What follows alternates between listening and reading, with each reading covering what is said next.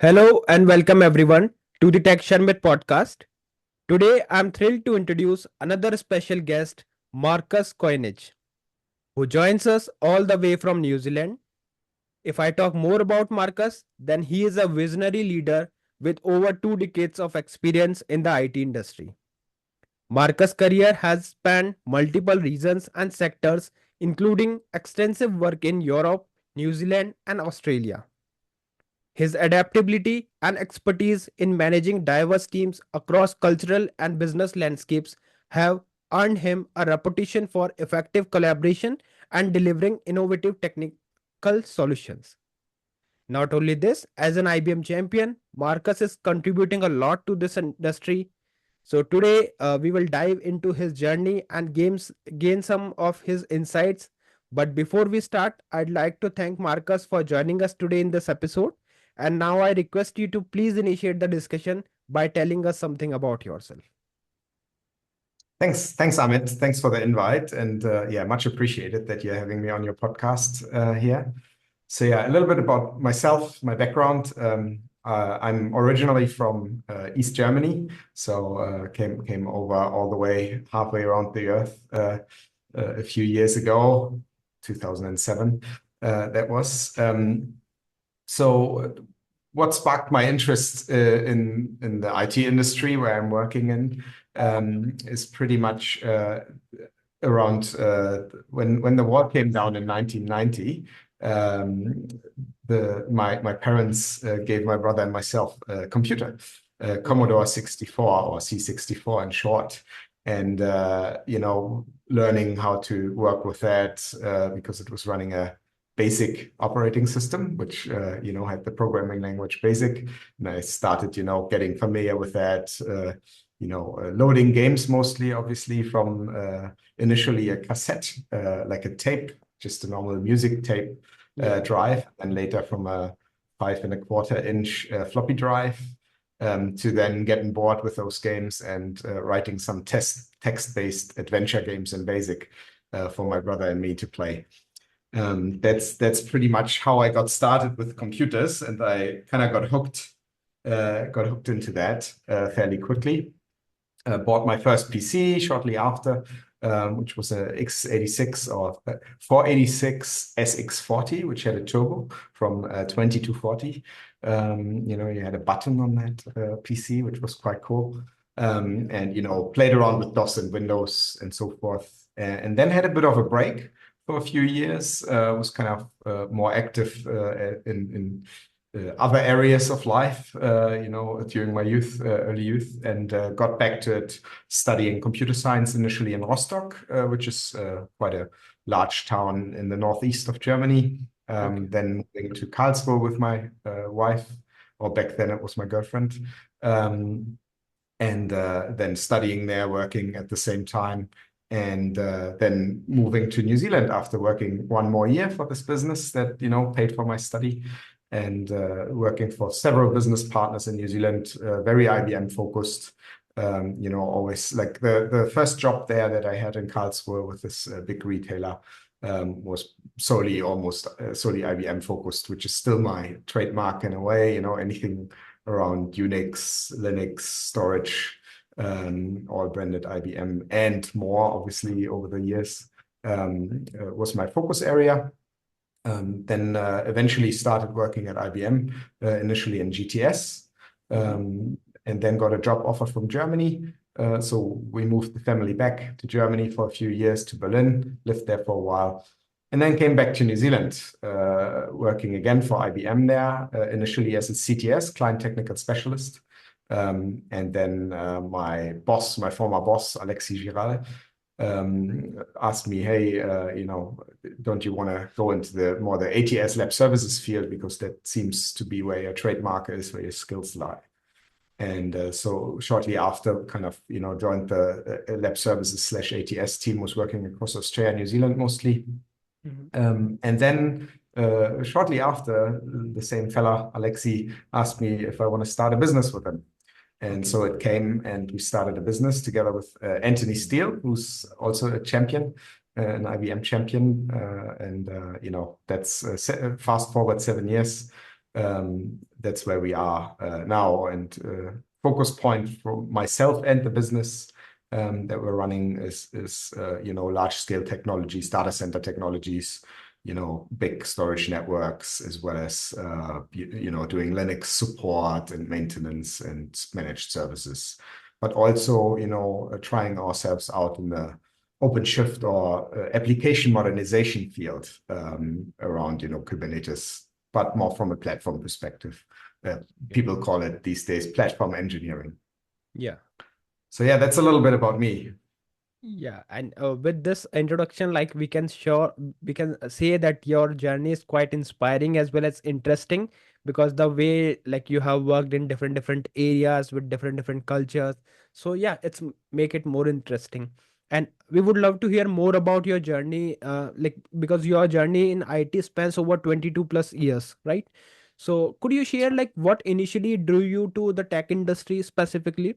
Or what is initially sparked your interest, because the things that you mentioned, that how you got started with the computers and the languages that you learned. So if we talk specifically about the IT industry, like your first job and the programming language that you learned, so what were those things that sparked your interest properly for the industry? Yeah, I'm not sure. I like the way, you can shape things with a computer as you like, and you can automate bits. And initially, I guess, when I first wrote some basic code, it was really, really basic. To Yeah. be honest, it was showing my mom, hey, here I've got, a line print hello world, Hello. in German, obviously, and then line 20, go to 10, and then it would fill the screen. And that was, I think, my first try. And I liked this kind of, coding and logical thinking and algorithmic thinking very much. That's why I started studying computer science as well.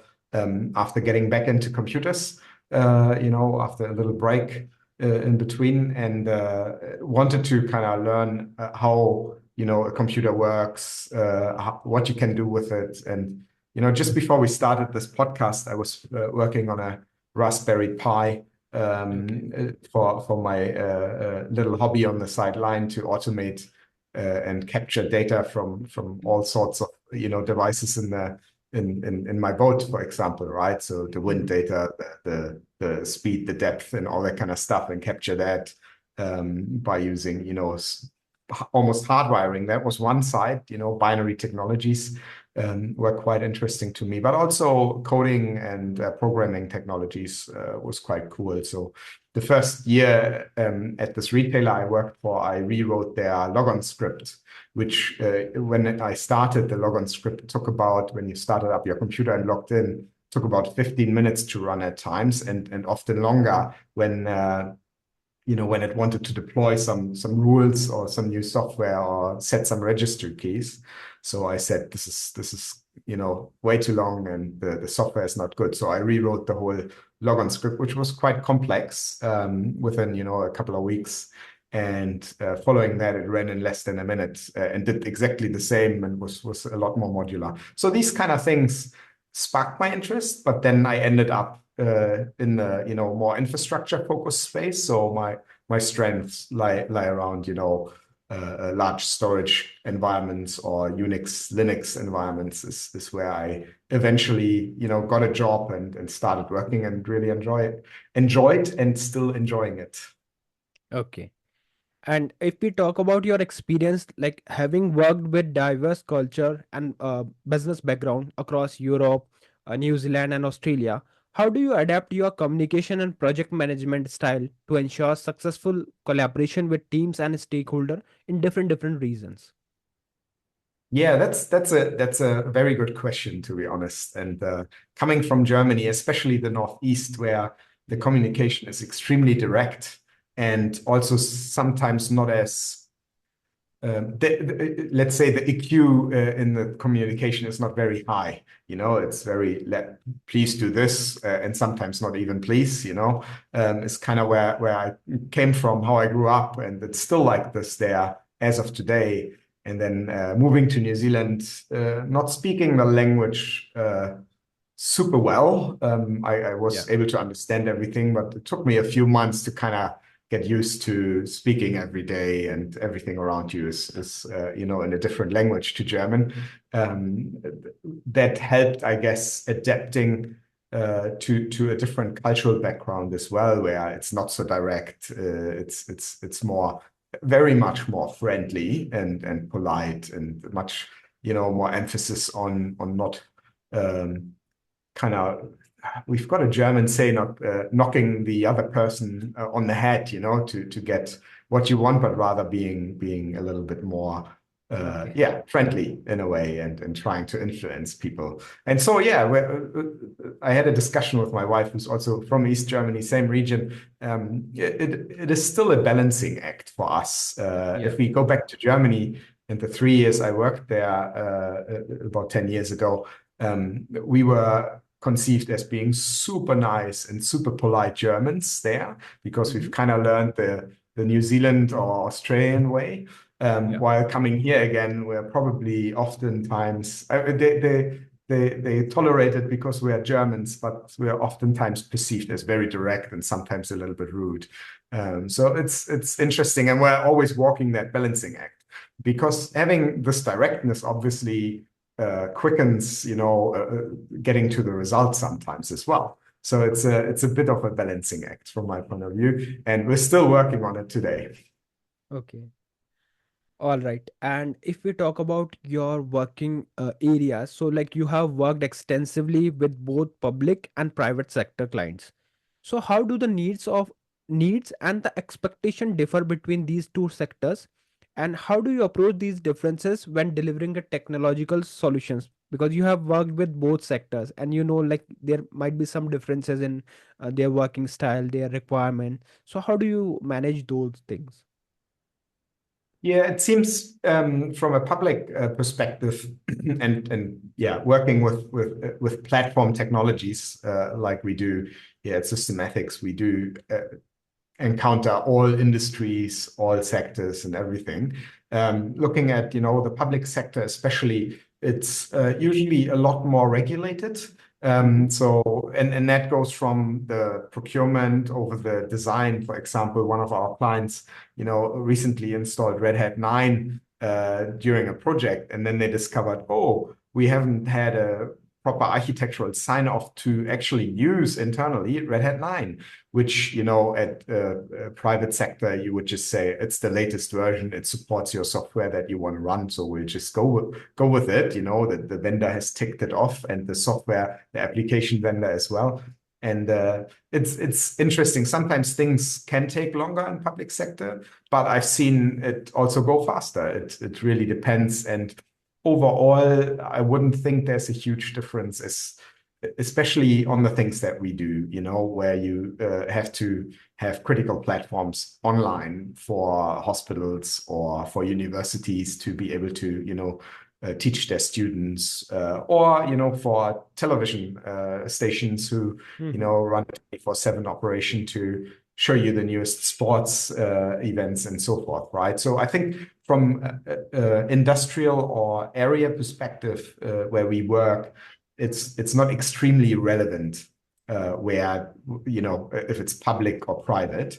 As a business owner or as a sales, putting my sales hat on as well, Hmm. it's probably easier sometimes to sell things to the private sector, because they have quicker decision-making processes than public, because public obviously got to go out to tender usually. You got to, get the sign off from mostly the highest, sign off facility or audit authority. And that's maybe from a business perspective where I see differences. But when it comes to project and technology, it's a bit closer. Okay. And Marcus, like you are known for your ability to multitask and deliver the simultaneous projects across various environments. So, what strategies or tools do you use to manage multiple projects efficiently and maintain the quality as well? Yeah, I think one ability that I seem to have, which people say, is I've got a very good memory, Okay. and that seems to be helping me And I guess, the tip would be train your memory. Mhm. It seems to be helping me to switch tasks because obviously multitasking is one thing that you can kind of, try and put emphasis on, but in reality, I think the human brain cannot really multitask. Besides, listening and viewing at the same time, and making sense of that. But I guess if you need to deliver a complex or even not so complex process, you'd still need to focus on that at the same time. So an example here would be for me, I'm working on a big project, which is fairly complex, and you need to have a lot of things in the air. And the customer comes with a problem that needs to be solving. So the first bit is how to prioritize that. Is that, for example, the first question would be, is this, critical to your business? Oh, no, it's a dev test system. Can I do this later, Mr. Customer, right? Because it's dev test your problem because I'm focusing on the project. Or if it's a production system and they have an issue, hey, Mr. Project Manager, I've got to pause here because I need to help a customer who's in need. That's kind of the way I juggle things. And then, trying to resume the focus as you switch the task again is obviously then the next thing, and being quick at it. I guess if you remember things well, you can deliver things quicker at times, right? So that might be a few tips around this, what I apply. Okay.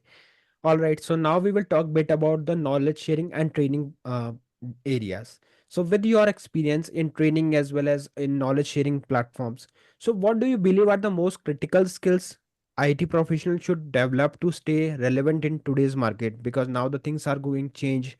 AI is into the picture and many other changes are happen in the industry. So what is your opinion on that? So in terms of what I find is important to be successful in the IT industry is obviously you need to have a keen interest in the IT industry. Yes. If you're just in it for the money and you're smart enough, it may work, but at the end you might not, be as successful as somebody who's passionate about it.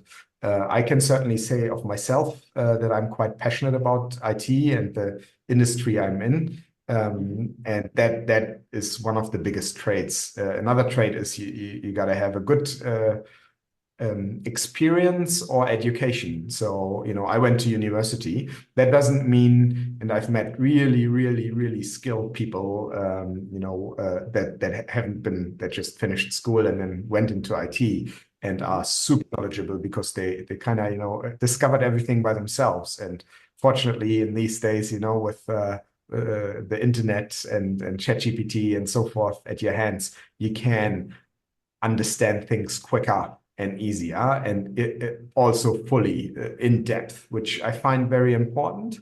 If you want to solve a problem, you need to be able to dive deep and really understand it to the nth degree if there is no other way to solve it. And that's what also helps, I think, is to try and be a bit creative, and obviously keep learning. Very important in IT. If you don't pick up new things, an example would be microservices these days, and we label this here system ethics, and many other businesses would do too, as application modernization. When we came from the physical machines to VMs, and now we're coming into microservices where everything is in a container in its own namespace on an operating system that runs underneath. Staying on top of that and learning about this and starting to guide people around it as you make more experience will help, the adoption and yourself to grow into that. Okay. All right. And as an IBM champion, you have had an opportunity to engage with various community leaders and tech innovators. So how has this recognition has influenced your approach or your day-to-day work? Yeah, I mean, I became a champion earlier this year after IBM encouraged me to apply, and so Mhm. I did. And that was it's quite an honor, I think, to become a champion Yes. from IBM. It's similar to almost being like an ATS, advanced technical specialist at IBM. It's quite a elite group of people, worldwide. I have not had a huge amount of times to engage a lot with champions, except for my former business partner, Anthony Steele or Red Steele, who's also based out of Sydney, and we've had some run-ins, and he's been a champion for years. My aim with the champion program is certainly to be more active than I am right now. I'm trying, but time is sparse sometimes. So yeah, hoping that there is a good event in Australia soon again. I enjoyed the time earlier, and I think it was in July or August, where we had a meetup, a champions meetup in Sydney, and that was pretty good to also see some other areas where people work in.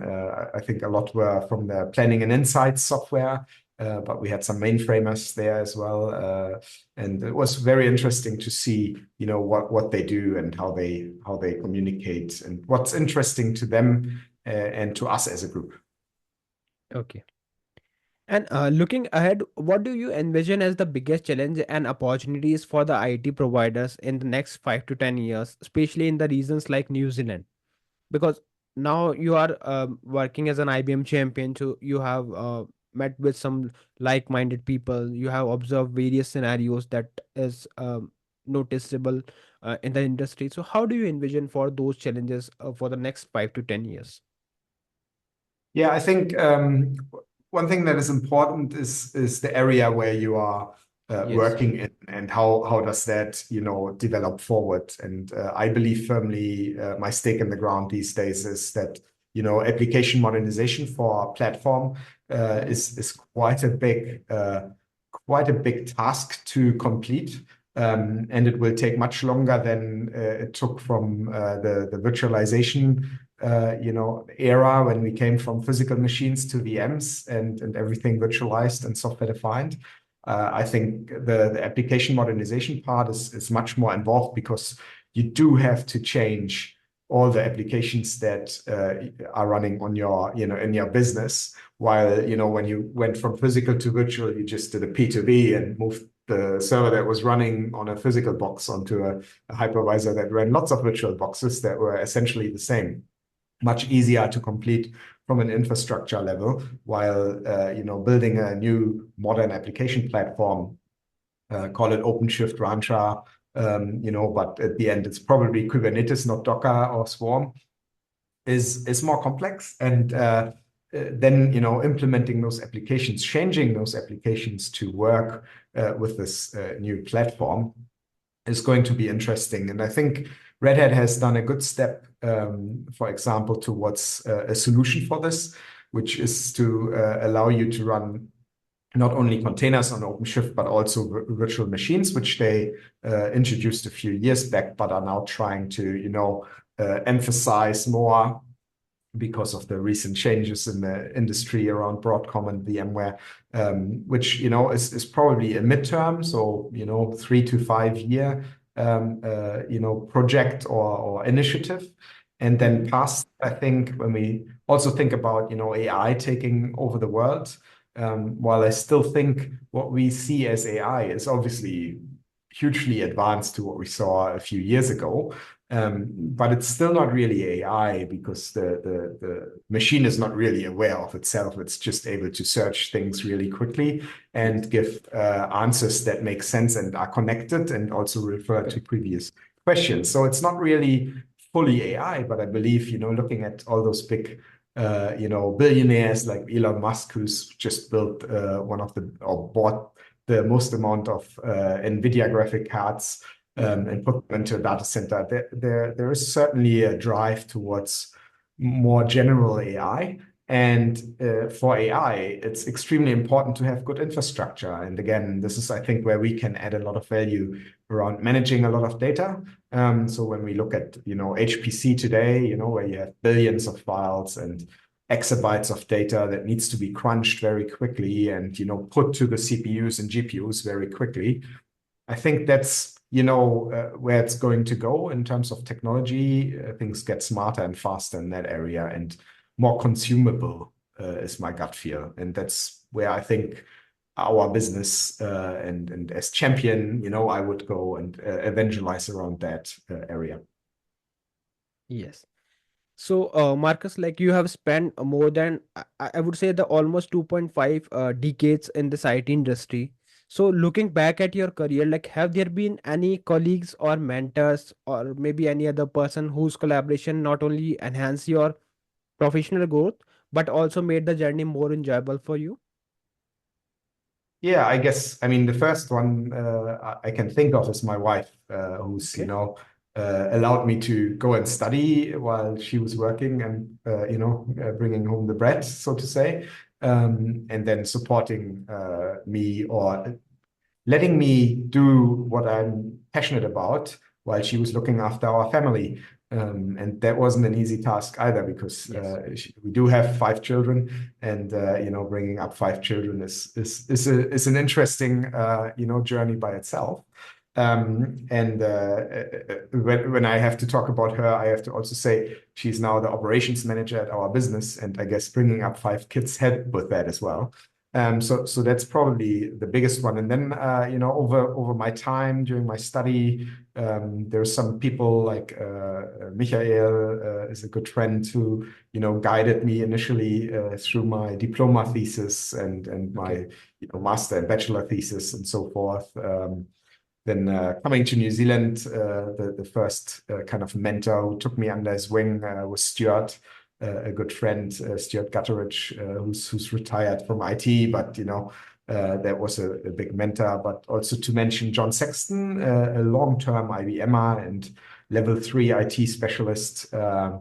He really guided me along in the IBM world to understand the inside of IBM better, and also helped me to get acquainted with a lot of big projects. And funnily enough, most of those projects led into follow-on projects that we're still working on today, 15 years later, which, so there's a lot of kudos to John, who's still a very good friend of mine. And then, probably coming back to New Zealand again, my former manager and now business partner and friend, Alexis Giral, who probably should be a IBM champion as well, but he's too humble to apply. So he's quite a famous guy within the IBM ecosystem as well. Okay. So yeah, without him, I wouldn't be where I am now or where this business is. And then, last kudos, Mr. Steele, Red Steele, who's a good acquaintance, who's also very helpful always. Yeah. Okay. All right. And if we talk about other areas apart from your professional things, so which other area in your life besides, as I mentioned, besides your work, were important for you to help lead and influence the peers in technical projects? Yeah, I think again, one bit from a leadership perspective is probably when I was quite young, when I took a break from computers, I Mm-hmm. spent a lot of time in our youth group from the church. Okay. And I think when I was 14 or 15, our chaplain was asking, "Hey, Marcus, you should be a youth leader." And so he groomed me pretty much into becoming a youth leader in our parish, and organizing events and keeping the troops together and so forth. That probably helped me work with people and get closer to people at times. Mm-hmm. But also, I guess, outside of IT, having 5 kids, bringing up 5 kids, engages you with all sorts of different people because, Yeah. they bring home friends and you meet the parents and all that kind of stuff. I guess, getting that diversity in life is very important. And, we're trying to emphasize that into our kids as well, but also in our colleagues, try and influence them and help them out. And, when we came to New Zealand, we had people who helped us. And when we meet new people that have just arrived, we try and, at least give them some good advice. Okay. So yeah. Okay. So, like, although we have various things to discuss here, but just because of the limitation of time, I would like to ask my last question. And the question is, with such a diverse career, what are some of the lessons you have learned along the way that have helped you to shape your professional journey or life? Yeah, I think I guess one piece that's not so much advice. It's more how I grew up is in East Germany, behind the Iron Curtain, where you didn't get most things. A very famous example is there were never bananas, and when you were able to buy bananas, there was huge queues, to buy them. Um, Learning this during the early childhood, and then the wall coming down, and then having everything you need all of a sudden, was probably a bit of an eye opener, that led me to thinking you need to set goals in life, Yeah. and you need to pursue them, and you can when you're in a free country, and you should use that, right. So I find goal setting and being passionate about your goal and not giving up, and even if there's a lot of resistance, sometimes pushing through and Yes. following your own mind there, is probably what I would try and pass on, also again to my kids as well as to fellow colleagues and so forth. Is you gotta finish your tasks. You gotta have the attitude to always give your best, and that will eventually pay back. And be friendly and kind, and try and you know what we say in the business, but generally as an attitude is, service first. Even if the customer hasn't paid or hasn't got a contract, if they have a problem and you help them, and that's what I saw during my ATS days as well, right? IBM did not charge for my time most of the time. They Okay. they were interested in satisfying the customer's requirement, which was usually a crit, like a critical situation at the time. And as you solve it, all of a sudden the customer is happy and comes back, right? Because they've had a good experience, right? So Right. yeah, those are a few tips. It's if you solve a problem for a customer, that nobody else could solve, usually the customer is happy to keep talking to you, for example. Okay, all right. So thank you so much, Marcus, for joining us today in this episode and for sharing all these valuable insight with us. I hope you also enjoyed this discussion, and thank you once again for joining. Thanks, Amit. Thanks so much. Thank you.